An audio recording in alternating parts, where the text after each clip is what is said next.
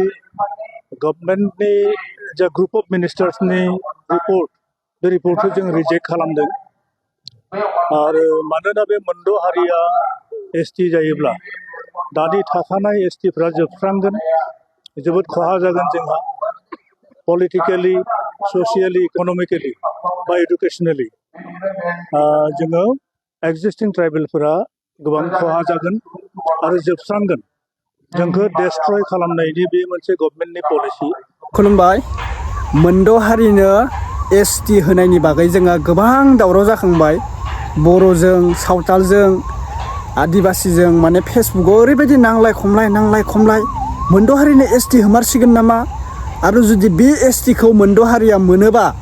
जोंनि बर' हारिया माबायदि जागोन जोंनि एसटिया माबायदि जागोन बैफोरनि बागै जोङो गोबां गिनाय फैदोंमोन बा गोबां गिनाय सोमजिदोंमोन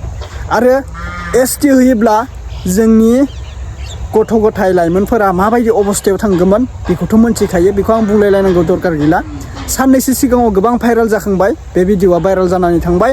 जे एसटि मोनद' हारिनो एसटि होमारसिगोन आरोना नाथाय दिनै बेखौ मोजां खौरां होनांसिगोन गुड निउस मानो होनोब्ला जोङो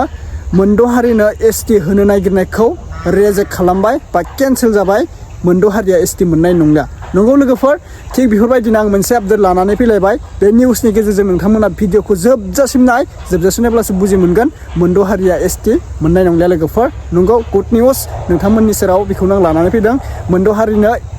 एसटि होनो नागिरनायखौ रिजेक्ट खालामबाय दा फार्स्टनिफ्राय नोंथांमोना भिडिअखौ जोबजासिम नायलांबाय थाब्लासो बुजि मोनगोन।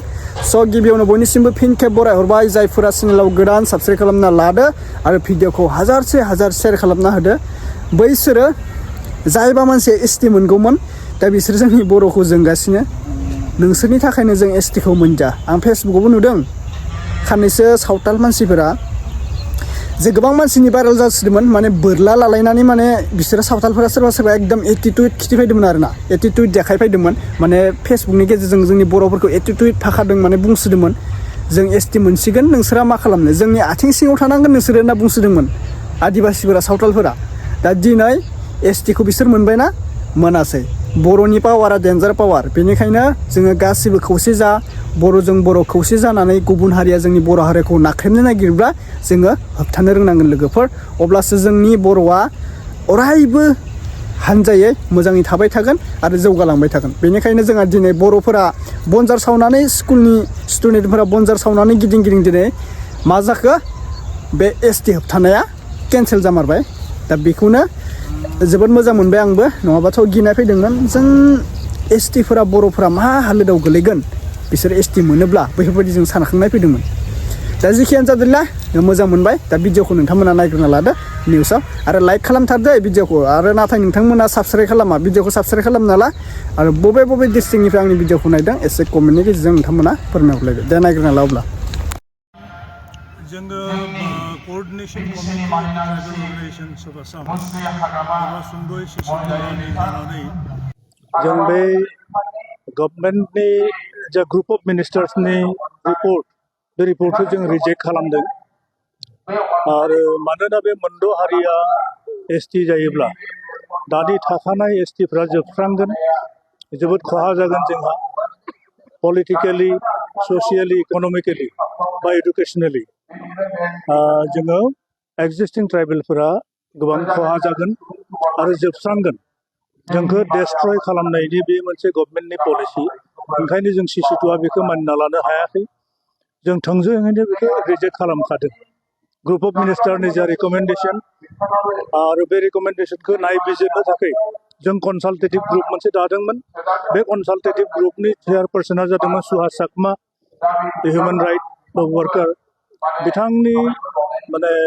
दैदेननायाव बे कनसालटेटिभ कमिटिया नायबिजिरनानै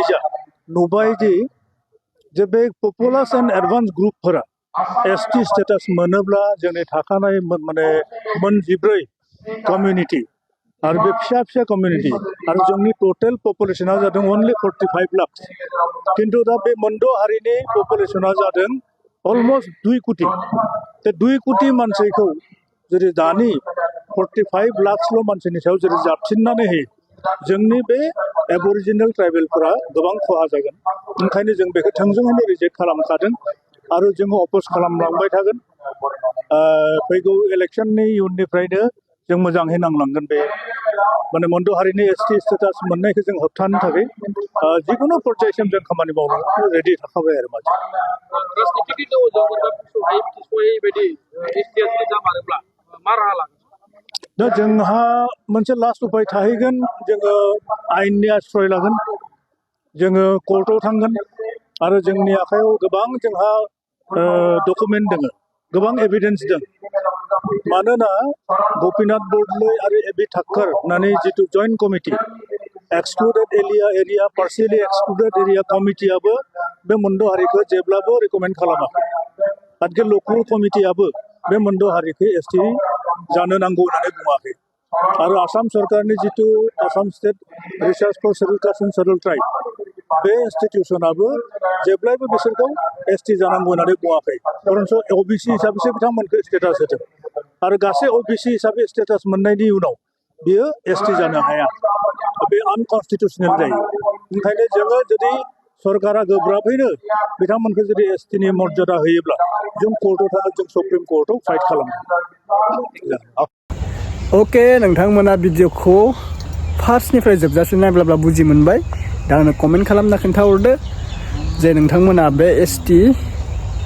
होबथानायाव केन्सेल जानायखौ नोंथांमोना गोसोआ बोरै मोनखो आंथ' मोजाङानो मोनबाय आरो कमेन्ट खालामनानै बुंहरदो नोंथांमोना बबे बबे गामिनिफ्राय बबे डिस्ट्रिक्टनिफ्राय आंनि भिडिअखौ नोंथांमोना नायदों कमेन्ट खालामनानै एसे फोरमायहरलायदो दै आं नोंथांमोननि कमेन्टखौ रिप्लाय होनो नाजागोन थिग नोंथांमोना क'क्राझार उदालगुरि बाक्सा चिरां गोबां मानसि आंनि भिडिअखौ नायगासिनो रौता माजबाद गोबां आं दा बुंना होबाय नाम लाना होबाय गामिफोरनिखौ बेफोरबायदि गामिनि गोबां मानसि नायगासिनो आरो मा होनदोंमोन नलबारि आरो तामुलपुर गोबां नायगासिनो भिडिअफोरखौ रङिया आंखौ बिराद सापर्ट खालामगासिनो दे अब्ला लोगोफोर भिडिअखौ फोजोबनाय जाबाय अब्ला नेक्स्ट साबदाव लोगो मोनसिगोन बाय